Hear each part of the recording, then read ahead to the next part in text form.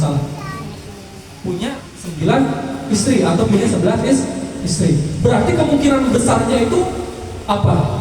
Istilahnya aib-aibnya Nabi itu sampai keluar itu semakin besar ya, yang namanya kemungkinannya.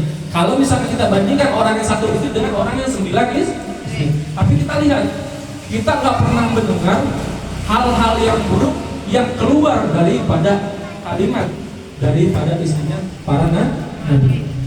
Nggak ada kalimat yang buruk kayak misalkan Nabi itu nggak pernah memberikan haknya dari keluarga, terucap dari seorang istri, atau misalkan seorang istrinya Nabi itu ngomong, wah Nabi itu nggak adil apa segala macam, itu nggak ada. Ya. Justru malah sebaliknya. Jadi saking hebatnya Nabi punya 9 istri pun apa? Tidak pernah terlihat jadi buruk. Kalau kita kan beda. Punya 1 istri aja pusing kadang ya.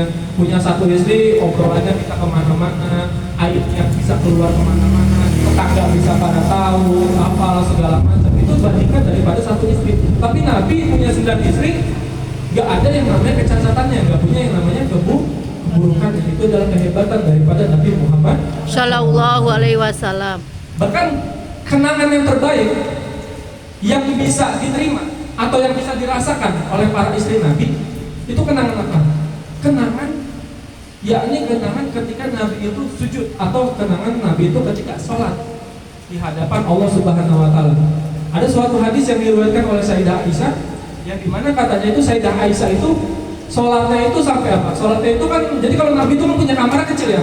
Pernah tahu nggak yang namanya apa namanya rumahnya Nabi itu? Ya, rumahnya Nabi itu kecil, sempit. Ya, jadi tempat tidurnya juga tempat sholatnya. Ya, kalau Nabi itu gitu, tempat tidurnya itu jadi tempat sholat. Kalau kita kan enggak, kita di rumah punya tempat ruangan sendiri buat sholat ya biasanya ya. Ada nggak di sini yang punya ruangan sholat sendiri di rumah? Tapi jarang dipakai. Jarang dipakai ya. Kita udah ngomong ke tukang bangunan, wah ini tempat buat sholat segala macam. Tapi tempat sholat itu nggak pernah dipakai sama sekali. Tapi Nabi itu apa?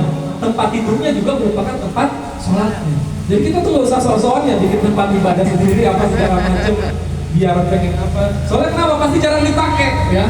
Pasti jarang dipakai. Nah Nabi itu ketika Sayyidah Aisyah itu hendak yang namanya ketika Sayyidah Aisyah itu pengen tiduran, itu Nabi malah memilih apa? Nabi malah memilih sholat. Jadi di tempat tidurnya itu maaf. Nabi itu kalau misalkan tidur itu kan tempatnya sempit ya, tempatnya sempit.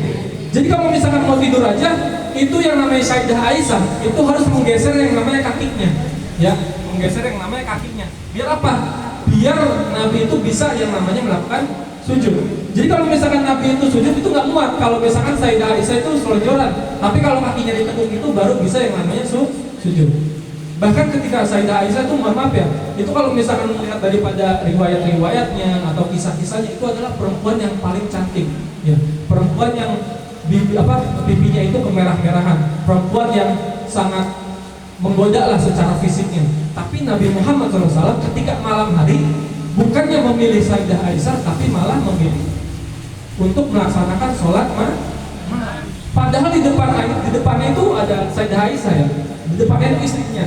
Bahkan istrinya itu udah, mohon maaf kalau misalnya dalam riwayat itu sampai udah apa namanya, udah ginilah istilah kayak kode-kode gitulah ya, udah kayak ngelakuin hal-hal yang begitulah ya. Tapi Nabi malah memilih sholat dibandingkan dengan istilahnya sama Sayyidah Aisyah lah, begitulah ya. Kalau misalkan saya mungkin beda cerita kali ya, beda kalau udah milih bukan sholat ya, sholat mah nanti aja lah gampang. Gitu Nabi.